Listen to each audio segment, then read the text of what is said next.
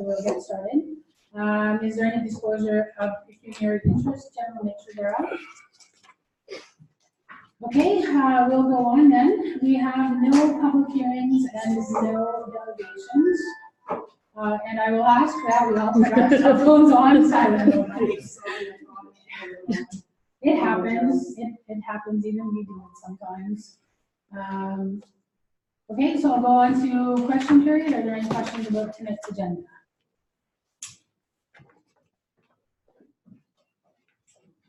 Okay, seeing none, we'll go on to section E, which is our part 1 consent agenda.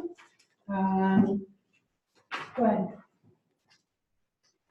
Okay, so we have a resolution moved by Councillor Duplessis, seconded by Councillor Hayden. Be it resolved that items F1 to J1 inclusive contained in part 1 consent agenda be adopted. Okay, so this is new. Did we use this in August too? Because I wasn't at that meeting. This is the first meeting with this. No. Okay, so a little bit different. So now we have our different sections. Some of them have the same numbers. Okay, so our whole consent agenda goes from F to J. So I'll just go through them like I have in the past, just with different numbers. So adoption of minutes. F1, we have a regular meeting of council as of August 15, 2019. Okay, board and committee reports. Section G, we have one. We have the Recreation and Cultural Advisory Committee meeting minutes, June 17th. Any comments? Okay, we have no matters arising from an in-camera session, and we have no business arising from any of our boards or committees. So the last section is J, bylaws and resolutions, and we have our regular confirmatory bylaw, bylaw 293619.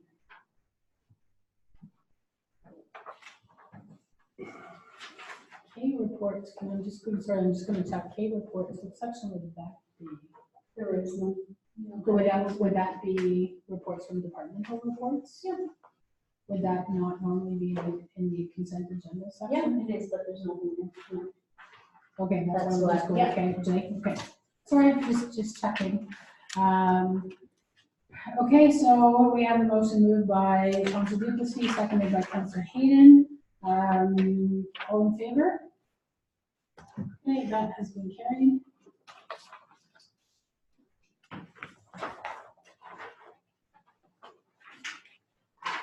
Yes. Okay, so our next is our regular agenda. So this is now section L, and we have a motion. I'll put it on the floor. It was been moved by Councilor Dufour and seconded by Councilor Milot. And it says that Councilor Blank is appointed to the corporate team. So we had talked about this at a meeting back earlier in the spring about putting another council member on the corporate team. Has anybody thought about wanting to be included in that? Currently, it would be Councillor Foster and I. That's where it was sitting before, that we would have those two. That was the old one, and we said that we would put another council on, so we need a name of anybody that might be interested in sitting on that. From moving forward. Okay, any other people wanting to put their name forward? Usually that would happen, is what happens, right? You put your name forward, you're it. Pretty much. I just have one. Yeah. Isn't that for the strategic planning? The corporate team does take a look at strategic planning. They take a look at if there's like discussions that need to happen between council and department heads. I think there's been other things on the agenda. It's largely the strategic plan, and then responsible for like monitoring the outcomes. Okay, so that's kind of It's something that we we haven't. haven't been good at. Okay. Up in the past, but Yeah, so so we for monitoring the strategic plan. there we go. The answer to that question is yes. Strategic plan. We're gonna change that then? With that, Are you gonna change that then? change what? The corporate team to the That's the strategic name, team? that's the name of it. It's the name in the terms of reference. There's a terms of reference for it. So that's just what it's been called. We had a copy of what the corporate team was about earlier. We just said we'd add another counselor to that. Okay. Does anybody else want to add their name to that?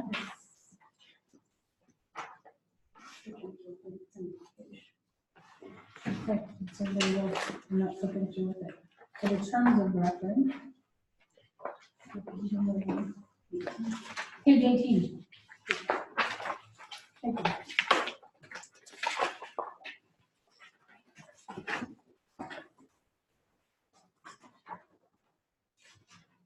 Okay, so page 18, this is in terms of reference for the corporate team.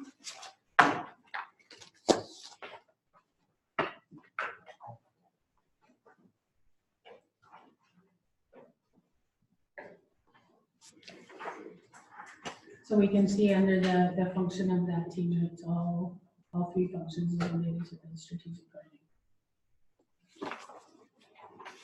So I think anybody else want to jump on the bandwagon and fight council more for that position? There's no takers. You're gonna need it. They're just gonna be jealous. Exactly. Okay, so the motion is, be it resolved that Councillor Heather Millar is appointed to the corporate team. All in favor? Okay, there we are.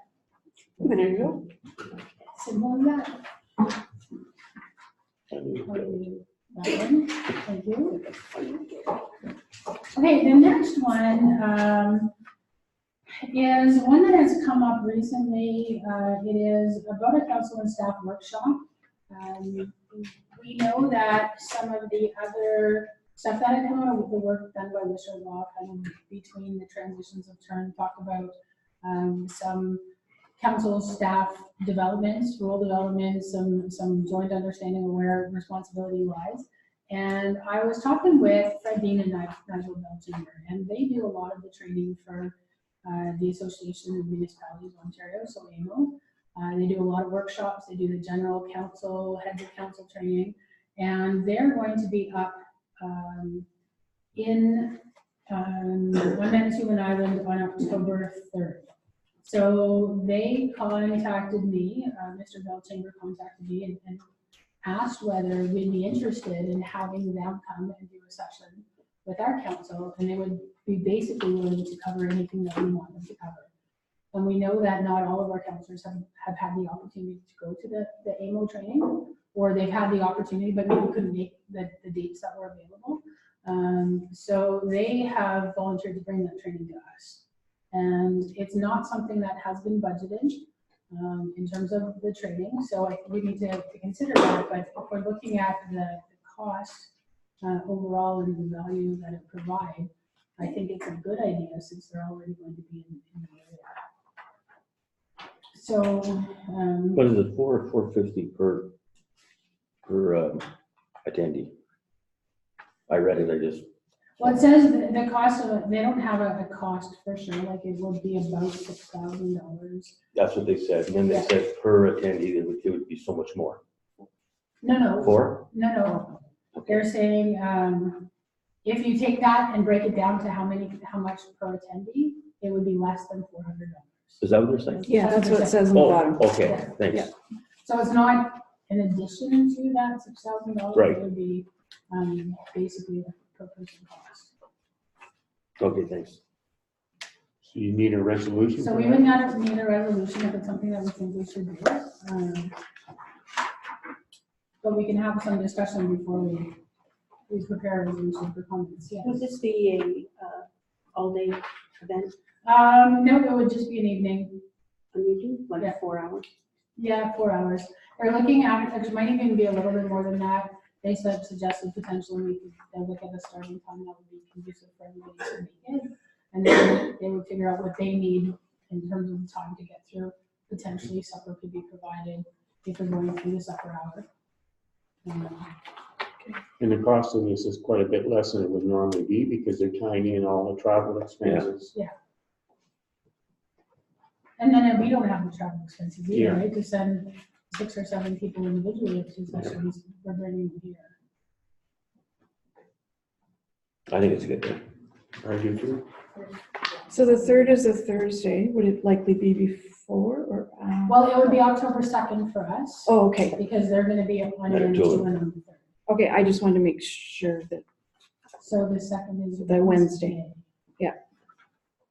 Fine with me. Okay, So be it resolved that,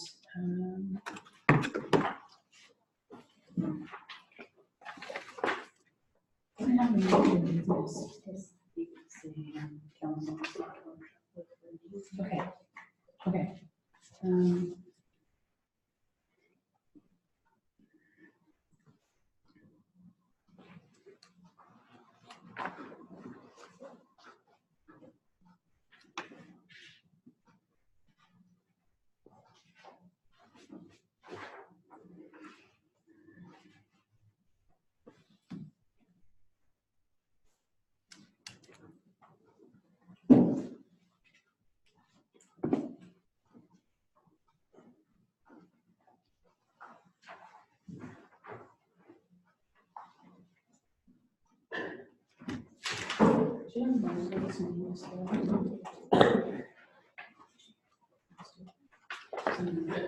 Okay, I'm gonna move her in a seconder for the motion, please. No, well, I'll just go ahead. We'll let you.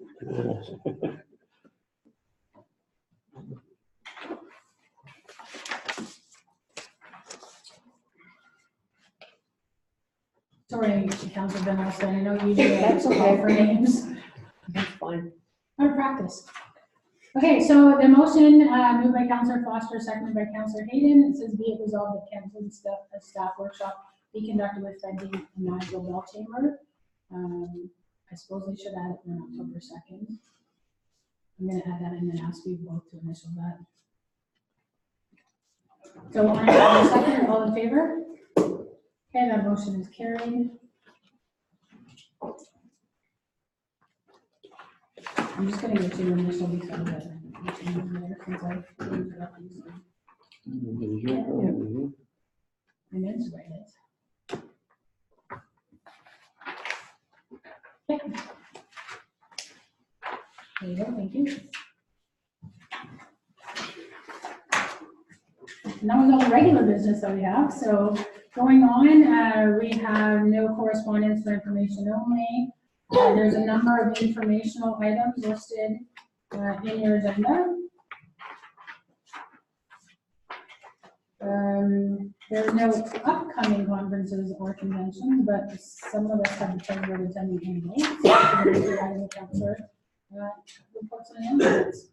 So I will start with Councilor Foster. I don't really have anything, but this OEMB, that's the Espanola Hydro. Ontario Energy Board. Yeah, Yeah. can we say anything at all about that at this point? I don't know. Okay. Pardon, what was You said, can we say anything about that at this point in time? well, really, we just know it's been approved and that's a public document. Okay, Okay, that was the only thing. Yeah, to get to the community. I attended a rec meeting not that long ago. I'm sorry, I can't tell you the date because I don't remember. It was in August, that I can tell you. Anyhow, it was very interesting. We got the results of the survey, the community survey, which was quite good. No, I can't tell you what that was because I don't remember, but I can tell you that Splash Pad was not on this survey, and 18% of the people, which is quite a high number, made reference to a splash pad for Espanola in this survey of however many there were. It's either 243 or 400 and some, I can't remember. So, but there was quite a large number, and it was quite interesting that that was not even anywhere in the survey, and this was mentioned. do you want to comment on it? Yeah, so I just think it's good for us to have that information for whenever that comes up. Okay. Okay? Councilor Duplessis. I have nothing, Your Honor. Councilor Van Alstyne. I was at the AMO conference with you and Councillor Hayden. It was very informative. I think it's well worth council going to, so I do. And I thoroughly enjoyed it. One of the delegations we had there was with long-term care, and they had asked for us to send out more information. Has that been sent out? It's been compiled, and so it's going out. I'm having a meeting to get that out on Thursday with Tracy. Okay, So that will go out. good, thank you. The only other thing I had was back in July, I had asked if we had gotten any reports back from the in-camera meeting we had in May. I have information for you, new development tonight. I'm gonna send it out by email since it was an in-camera session. Okay, thank you, We have a date. thank you. Okay, that's all? That's Okay. all, yeah. Councilor I have Report? nothing. Okay, Thank you. Councilor Millat? I also attended AMO with Your Honor and Maureen. I found it very, very informative. Got to talk with many representatives of other communities, and their wants and needs are very similar to ours. I found that out. We met with the three ministers, Minister of Education, Finance, and Long-Term Care. Sat in on several workshops, very, very informative. And I would highly recommend it. Is that it for your point? Okay. So I will talk about AMO as well. One of the things that I took away from AMO this time is the number of workshops and presentations that were doing specifically with ransomware attacks and the technology environment that municipalities are facing themselves with. The town of Wasaga Beach is kind of one of the scariest ones. They were hit with a ransomware attack, which basically froze every single server that they had. They actually had a policy that they would pay off the ransomware attack, and they paid it off. And it's still, they didn't recover all the servers. They only recovered 4. I don't know how many they had in total. And it still cost the municipality $250,000. So absolutely crazy that this stuff is going on. So we need to make sure that we have the right policies and protections going forward. And I think we do have had some preliminary conversations, but I think there needs to be more conversation so all of council is aware of what's going on and what's happening in some of the other municipalities.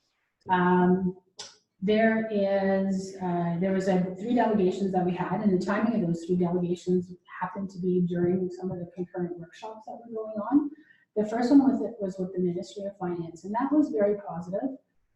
We talked about the necessity of maintaining the OMPF funding and how important it is for rural and northern municipalities. The minister was actually present for that one, because sometimes the ministers aren't there. The minister was actually present, and he was very engaged. He was asking questions to make sure he understood what the significance of the OMPF was for us. And he seemed to be very receptive in terms of how much northern and rural communities rely on and small communities rely on that funding. So hopefully he hears that message. And he heard that message from a number of different delegations that they consider that going forward in the next budgets.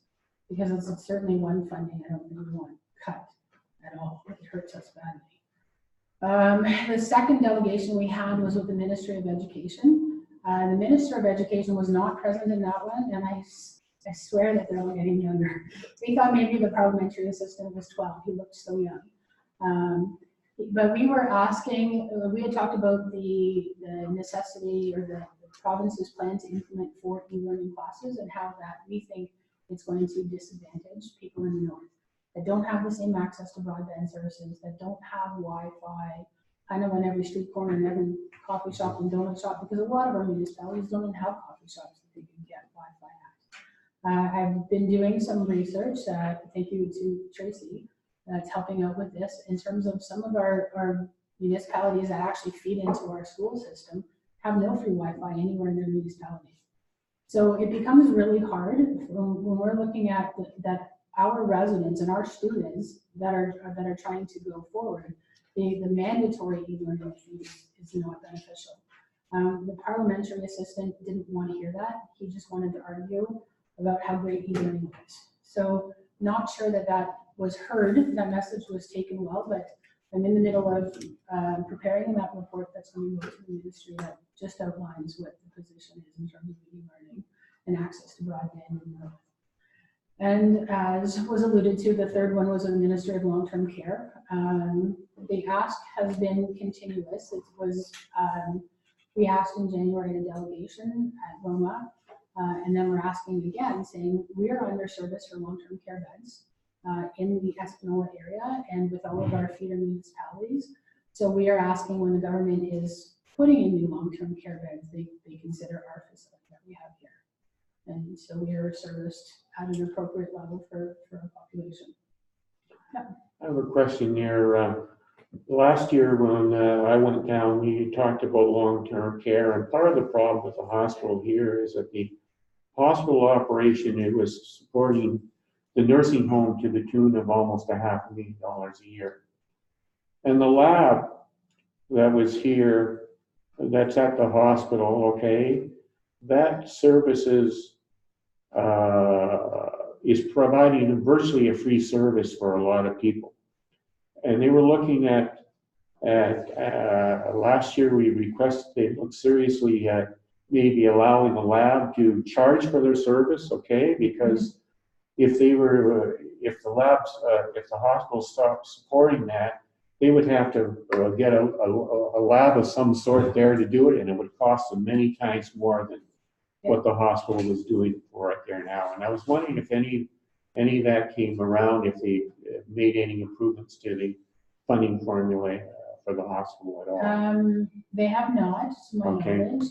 Now, the Ministry of Health and Long-Term Care that we met with in January has now been split. Okay. That the government seems to like reprinting business cards. So we were only meeting with the Ministry of Long-Term Care now. So we were specifically addressing the shortage of beds and the necessity of taking our hospital's operating funding for those beds. It came up in conversation Sure. about the other funding, but it wasn't really that minister's, it's not under her purview. Okay. And same, she had inquired about land ambulance service as well, which also doesn't fall under her purview. But I have an old report from the DSAB board that I'm going to be sending. So because she asked, so let's get her some information. So it's an existing report that was already in existence. Nobody created a brand new report. If I may. You may? During that conversation, when she was talking, she more or less said, what else could they do to help us? That's when we brought in that the hospital could definitely use the per diem increase in the long-term care. And we also mentioned at that time being the ability to cost for outpatient lab work. And then we talked, because they talked about they didn't operate within silos. They looked at the whole aspect. And then I also said then from the DSAB that the DSAB has a report that their way of doing patient transfers right now is more cost effective than what the ministry wants to bring in with the bus. So they asked for all that documentation on it. Good. Okay, so other than that, I haven't seen you since July, so I'll just kind of go through some of the other events. We had the Save A, no, not the Save ABLS group, it was the 100th anniversary celebration of ABLS. I attended that. That was on a long weekend in August. So that was for a weekend in August where a lot of our residents leave. There was enough people that were attending that, and it was really nice to see. It was very, very well organized. They had a lot of people that came to that event, a lot of speakers. So that was nice to see. And then I've been dealing with a number of just random questions from residents and concerns and those types of issues that regularly come in, but nothing else other than that. Okay, so that is all I have. So future council meetings, we have a community services meeting September 17th at 4 o'clock. We have a committee of the whole meeting on September 24th at 6 p.m. prior to the council meeting. And that is to talk about the procedural bylaw that we had scheduled that last spring. And then the regular meeting on September 24th at 7 p.m. Comments or questions? Okay, we have a motion to adjourn. It is moved by Councillor Dufour and seconded by Councillor Van Alstyne. That the regular meeting of council is hereby adjourned at 7:27. And we will have a special meeting of council following this. All in favor?